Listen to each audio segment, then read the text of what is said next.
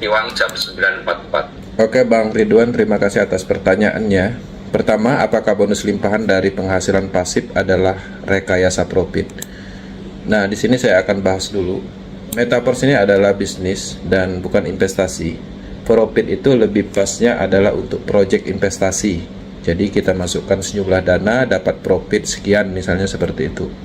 Maka Metaverse bukan investasi. Jadi pendapatan di Metaverse ini adalah bonus tepatnya. Nah, pendapatannya itu tidak bisa direkayasa karena sudah diatur oleh smart contract.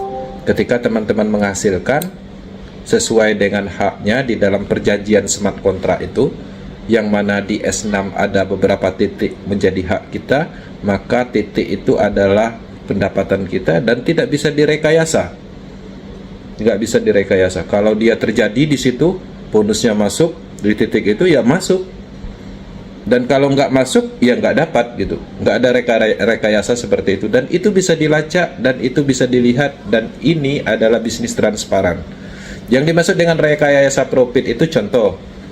Ada project BO, misalnya, masuk 10 juta, dapat profit 2% per hari. Katanya uang 10 juta itu untuk buka perkebunan, ditradingkan, untuk transaksi beli emas, keuntungannya nanti dibagikan profit, tapi nggak dilakukan, atau hanya sekedar ceritanya aja. Itu namanya rekayasa profit.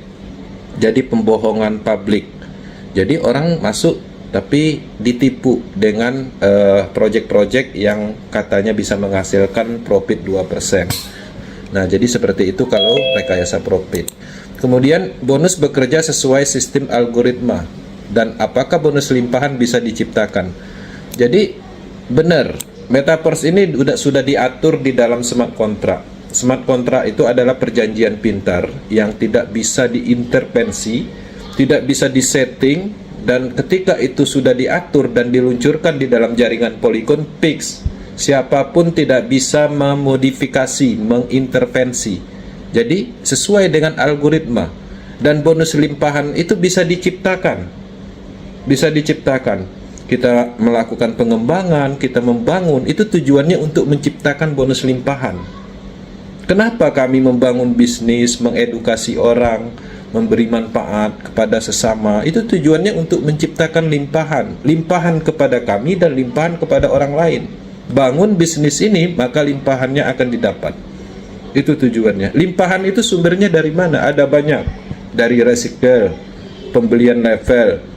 Karena setiap titik matrik itu sudah diatur. Ketika titik matrik ini diisi dalam hal dibeli programnya, program kosong ini dibeli atau dimiliki seseorang, bonusnya atau uang yang dikeluarkan itu akan didistribusikan kemana? Semuanya sudah diatur oleh program. Dan itu tidak bisa dimodifikasi. Bahkan Lado pun tidak bisa setting itu. Kalau kita dapat di hak kita, ya dapat.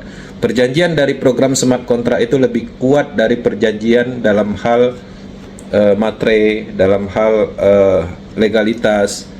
Kalau legalitas masih bisa dipalsukan, kemudian bisa juga dimanipulasi dan macam-macam. Tapi kalau smart contract nggak bisa. Kekuatannya itu di atas kekuatan perjanjian pada umumnya. Ya, namanya smart contract teknologi blockchain yang sudah diatur di awal, dijalankan oleh teknologi, ya seperti itu terus akan berjalan, tidak bisa dimodifikasi. Oke Bang Aris, silakan ditambahkan. Ya, sudah jelas sih.